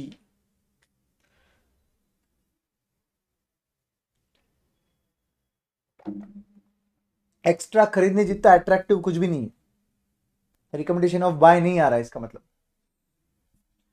तो ये था आपका क्वेश्चन नंबर 13। मैंने बोला आपको कि 12th क्वेश्चन आपका होमवर्क रहेगा, ठीक है। थोड़ा आगे बढ़ते और देखते हैं हम क्या समझ सकते हैं। तो एक कॉन्सेप्ट पे आते हैं हम लोग।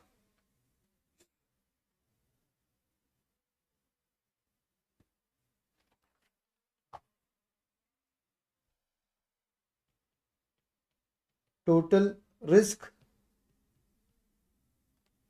Of security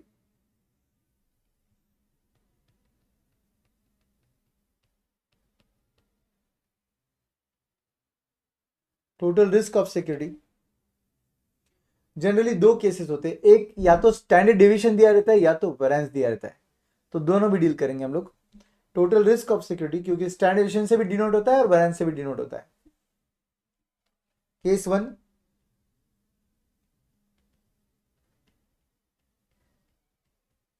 standard deviation is given.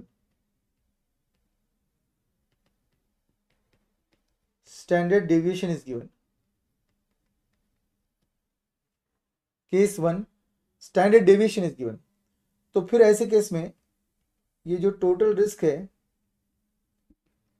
ये स्टैंडर्ड डेविएशन है। आपको भी पता है, आपने इंटर में लिवरेज में पढ़ा है और मेरे साथ अभी भी पढ़ा है कि टोटल रिस्क दो टाइप के होते हैं, एक सिस्टमैटिक एक अनसिस्टमैटिक। सिस्टमैटिक को डाइवर्सिफाई नहीं कर सकते, अनसिस्टमैटिक को डाइवर्सिफाई कर सकते। याद आ रहा है कुछ? तो यहां पर हम बोलेंगे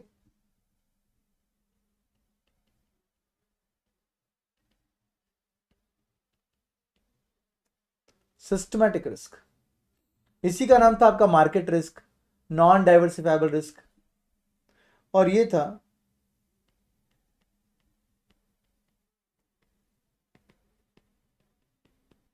अनसिस्टमैटिक रिस्क।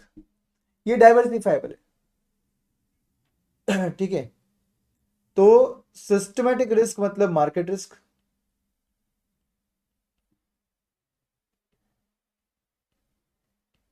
मतलब ही नॉन डाइवर्सिफाइबल।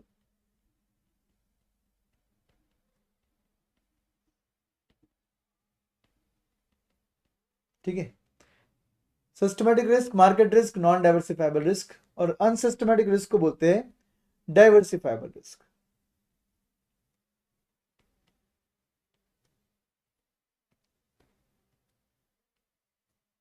ठीक है, लिख लो। Now, when you are supposed to calculate your systematic risk, your market risk, or your non-diversifiable risk, how will you calculate? It's very simple. अगर आपको मार्केट का रिस्क ही जानना है तो आपका बीटा इंटू मार्केट का risk will give you total risk. आपका beta into market risk will give you total risk, because market का risk is standard deviation of market, और उसको अगर आप बीटा से मल्टीप्लाई करोगे तो आपको ऑटोमेटिकली समझ जाएगा कि आपके सिक्योरिटी का टोटल मार्केट का रिस्क कितना है, क्योंकि जब मार्केट बदलेगा तो आपका सिक्योरिटी कितना बदलेगा इज गिवन बाय बीटा। तो 2 मिनट के लिए सोचो कि अगर मेरा formula beta into standard deviation of market है तो इसका मीनिंग क्या हुआ? मार्केट का risk into how many times will give you our risk. Market का रिस्क अगर 1.2 है, मेरा बीटा अगर 1.5 है, तो 1.2 इंटू 1.5 ये मेरा टोटल रिस्क फ्रॉम मार्केट आ रहा है ना। मार्केट का risk into beta will give you my risk from market. Okay, so beta का फॉर्मूला क्या होता है दोस्तों? बीटा का फॉर्मूला है ना, तो बीटा का फॉर्मूला पुटअप करके थोड़ा सा लॉजिक लगा सकते हैं। तो हम बोलेंगे बीटा का फॉर्मूला है r into standard deviation of security upon standard deviation of market. याद है? कल परसों परसों ही पढ़ा था अपन ने। तो फिर ये बीटा का फॉर्मूला हो गया इनटू स्टैंडर्डेशन ऑफ मार्केट। अगर मैं यहां पर रख रहा हूं, जो कि इधर ही दिया हुआ है, तो फिर क्या होगा? तो फिर क्या होगा और मेरा आंसर क्या आएगा? सीधा सीधा standard deviation of market cancel हो जाएगा और हमारा आंसर बचेगा r into standard deviation of security J. R into standard deviation of security J. And दोस्तों, अगर ये मेरा मार्केट का रिस्क का फॉर्मूला है, तो डाइवर्सिफाइबल रिस्क या अनसिस्टमैटिक रिस्क का फॉर्मूला क्या बनना चाहिए? Is nothing but total risk मतलब ही स्टैंडर्डेशन माइनस सिस्टमैटिक रिस्क, मतलब ही जो अभी अपन ने निकाला।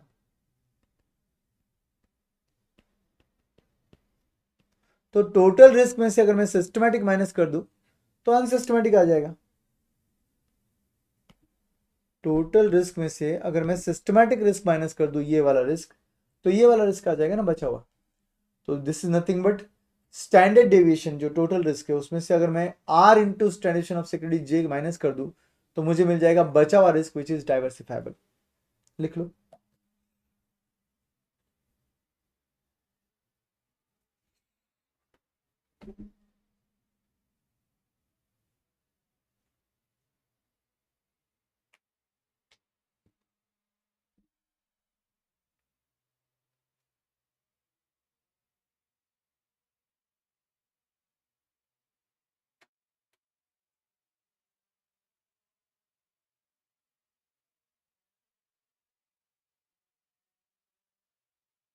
लिखा? Total risk if it is given by standard deviation, तो systematic risk, unsystematic risk. Systematic risk का फॉर्मूला है beta into standard deviation of market. Beta का फॉर्मूला अगर मैं पुटअप कर लूं, तो स्टैंडर्डेशन ऑफ मार्केट कैंसिल हो जाएगा और मेरा आंसर बचेगा r into standard deviation of security. और अगर अनसिस्टमैटिक रिस्क निकालना है तो टोटल रिस्क में से सिस्टमैटिक माइनस कर दो।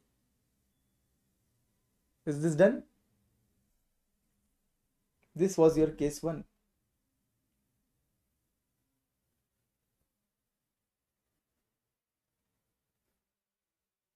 जैसे ये केस 1 है, वैसे ही केस 2 सॉल्व करेंगे। अब हमको स्टैंडर्ड डेविएशन नहीं दिया रहेगा, वेरिएंस दिया रहेगा। टोटल रिस्क के अंदर जो स्टैंडर्डेशन दिया रहता था फर्स्ट केस में, वो स्टैंडर्ड डेविएशन का स्क्वायर मतलब वेरिएंस अगर दिया रहेगा तो क्या होगा वो देखते हैं। तो बिल्कुल सेम सिनेरियो। फर्स्ट पार्ट हो गया क्या लिखकर?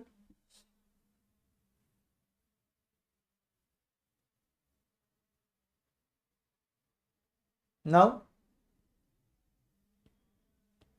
The second part.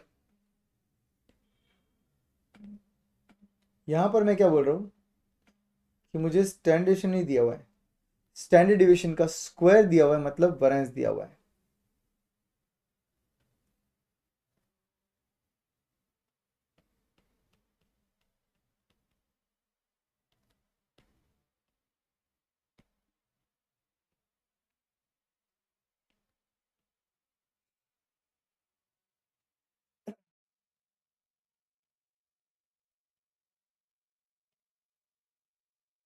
Standard deviation का स्क्वायर मतलब वेरिएंस दिया हुआ है।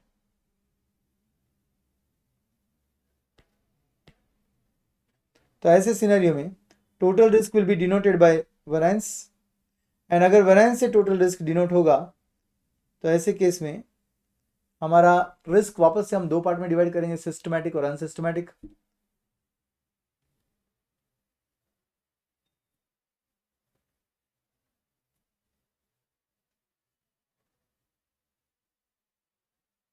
और यहां पर क्योंकि टोटल रिस्क आपका स्टैंडर्ड डेविएशन स्क्वायर है, इसलिए यहां का फॉर्मूला बनेगा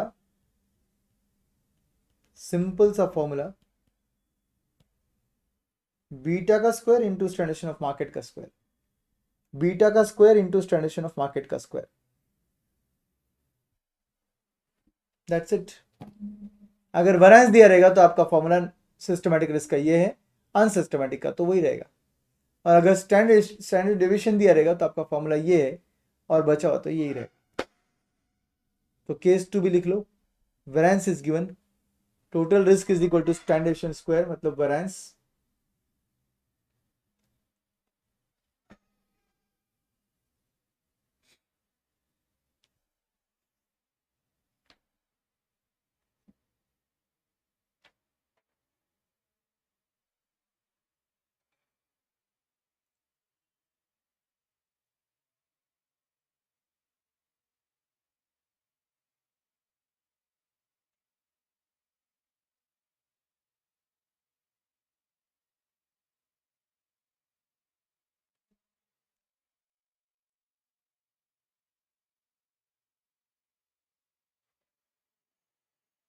डन, लिख दिया। स्टैंडर्ड डेविएशन स्क्वायर मतलब variance, if variance is given तो systematic risk, market risk, non diversifiable risk निकालने के लिए कुछ नहीं करना है, बीटा इंटू स्टैंडर्ड डेविएशन की जगह, स्टैंडर्ड डेविएशन ऑफ मार्केट की जगह बीटा स्क्वायर कर देना है, standard deviation of market square कर देना है, क्योंकि हमारा मेन रिस्क जो है वही स्क्वायर हो गया। और बचा हुआ पार्ट तो वैसे ही लिखना है जैसे पहले लिखा था।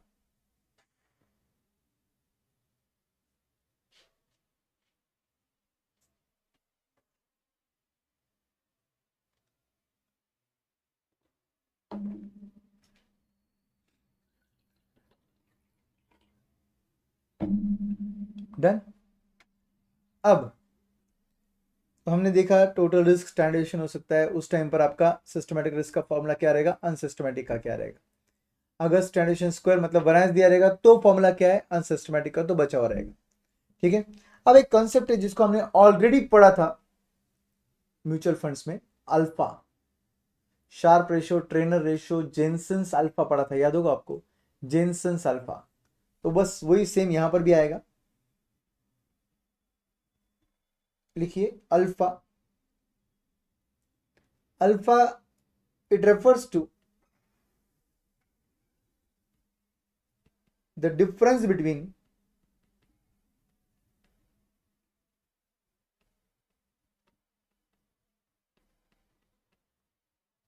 it refers to the difference between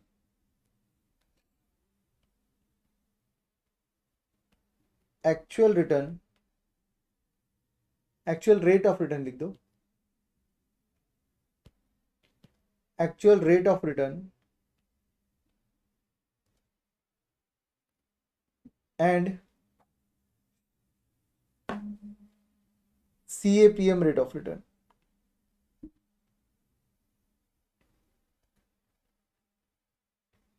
मतलब ही जिसको हम लोग टेक्निकली अब तक क्या बुला रहे हैं, रिक्वायर्ड रिटर्न। CAPM रिटर्न को हम क्या बुला रहे हैं, रिक्वायर्ड रिटर्न। ठीक है। तो it refers to the difference between actual rate of return and CAPM rate of return, that is called as alpha. Okay, now इसी का फॉर्मूला था जो अपन वहां पर लिखते थे, alpha Jensen's alpha, alpha is equal to actual rate of return, actual return बुला लो, माइनस CAPM रिटर्न।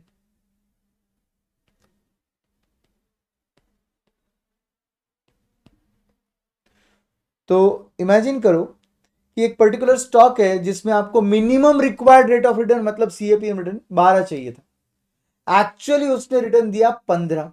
गुड और बैड, गुड और बैड, क्या लगता है, गुड। तो will you recommend buy for this stock, yes, so can we say directly that this stock is undervalued, this stock is undervalued। हम buy बोल रहे हैं, इसका मतलब क्या हो गया, दिस स्टॉक इज अंडरवैल्यूड। तो कैन वी से इसका मतलब जेनसन्स अल्फा अगर पॉजिटिव है तो stock is undervalued, we recommend buy. ये पॉजिटिव कब आएगा, एक्चुअल रिटर्न ज्यादा रहेगा, सीएपीएम रिटर्न कम रहेगा। जेनसेंस अल्फा इज नेगेटिव, तो क्या बोलोगे? जेनसेंस अल्फा अगर नेगेटिव आया तो क्या बोलोगे आप? सेल, बाय मत करो, सेल करो। इसी का मतलब वो स्टॉक क्या है? बिल्कुल सही, ओवर वैल्यूड है, एब्सोल्युटली करेक्ट। और अगर जेनसेंस अल्फा 0 आया तो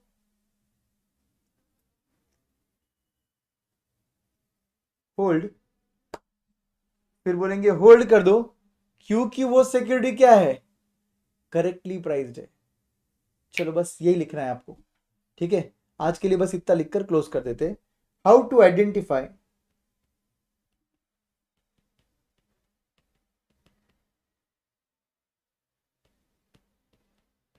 whether a security is undervalued oblique overvalued using alpha।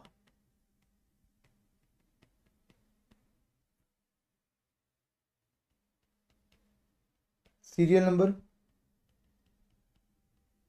alpha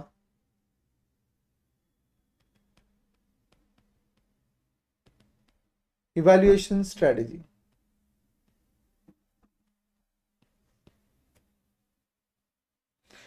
serial number alpha evaluation strategy। serial number 1,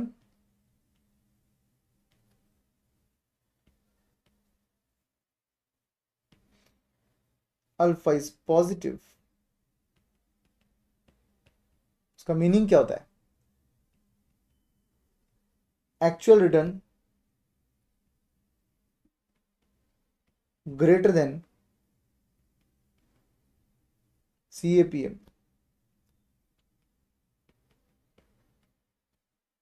return. तो what is your evaluation, what is your strategy? Evaluation क्या है, under valued over valued क्या है, और strategy क्या है? तो बोलेंगे स्ट्रेटजी इज बाय, मतलब stock is under valued. Absolutely correct. अब ऐसे ही सेम सेकंड और फिर थर्ड। तो सेकंड की बात करेंगे,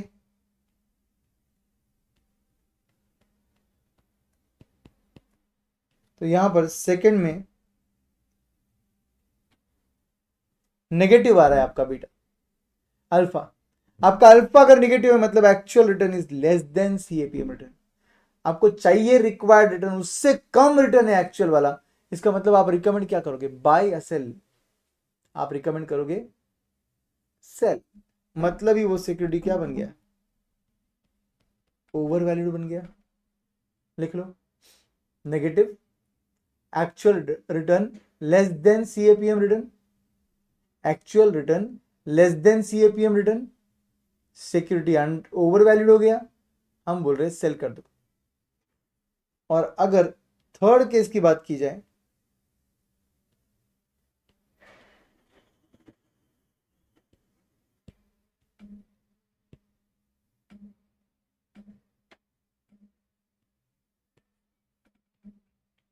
तो थर्ड सिनेरियो में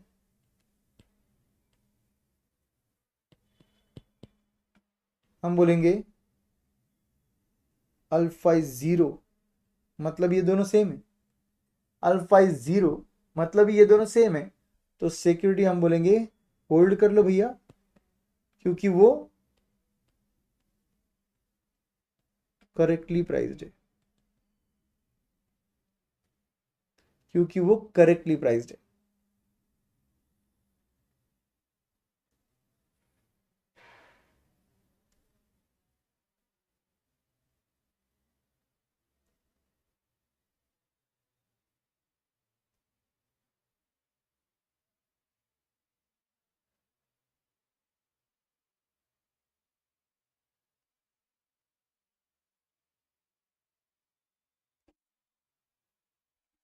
राइट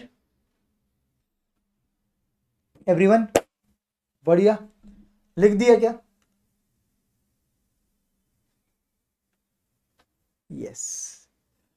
क्वेश्चन नंबर 12 आपका होमवर्क दिया है मैंने, जस्ट 12th क्वेश्चन एक बार जस्ट देख लो। 12th क्वेश्चन में बोला है calculate the beta, calculate the beta factor for the following investment is acceptance of the investment worthwhile based upon its level of risk free rate of return is taken as 6%, probability, return from market, return from investment। Beta factor निकालना है दोस्तों आपको, इससे beta factor निकालना है और बताना है कि एक्सेप्टेंस करना चाहिए या नहीं करना चाहिए इस इन्वेस्टमेंट का। तो एक्सेप्टेंस तो तभी करेंगे जब अपने को समझेगा अंडर वैल्यूड है, ओवर वैल्यूड है या करेक्टली प्राइस्ड है। उसके लिए सबसे पहले बीटा फैक्टर निकालने के लिए क्या करेंगे हम लोग, बीटा का फॉर्मूला यूज करेंगे। बीटा का फॉर्मूला क्या था आपके पास, यहां पर सिक्योरिटी का रिटर्न भी दिया हुआ है, ये सिक्योरिटी का रिटर्न आपके इन्वेस्टमेंट का, और वहां पर है मार्केट का रिटर्न। तो आप सीधा सीधा बीटा का फॉर्मूला यूज करो। आपके पास प्रोबेबिलिटी भी गिवन है, तो summation P into R S minus R S bar into R M minus R M bar divided by R M minus R M bar whole square. याद आया beta के कल formulas दिखाए थे, उसमें ये फॉर्मूला भी था। तो ये फॉर्मूले से आप सबसे पहले बीटा निकाल लो। बीटा का ये फॉर्मूला एक बार आ गया तो इसके बाद आप सीएपीएम का फॉर्मूला पुटअप करके रिक्वायर्ड रेट ऑफ रिटर्न निकाल लो। उस रिक्वायर्ड रेट ऑफ रिटर्न से आपके आर एस बार को कंपेयर करो, बिकॉज आपका आर एस बार मतलब expected rate of return from investment है। तो आपका सीएपीएम रिटर्न आप इसके साथ कंपेयर करोगे आपके आर एस बार के साथ, और फिर आप बोलोगे whether this security is under valued, over valued और करेक्टली प्राइस्ड, वर्थवाइल है क्या इन्वेस्टमेंट करना। तो सबसे पहले बीटा निकालना है फॉर्मूला यूज कर क्या फॉर्मूला है, summation P into R S minus R S bar into R M minus R M bar whole divided by summation P into R M minus R M bar whole square. Correct, कर लोगे solve. जब beta आ जाएगा तो CAPM से return निकाल लेना, और एक बार रिटर्न आ गया तो उसको आपके आर एस बार के साथ कंपेयर करना। ठीक है, shall we stop here my friends. समझ में आया क्या करना है? वेरी गुड, चलो see you tomorrow, bye bye, have a nice remaining day, enjoy your day, bye।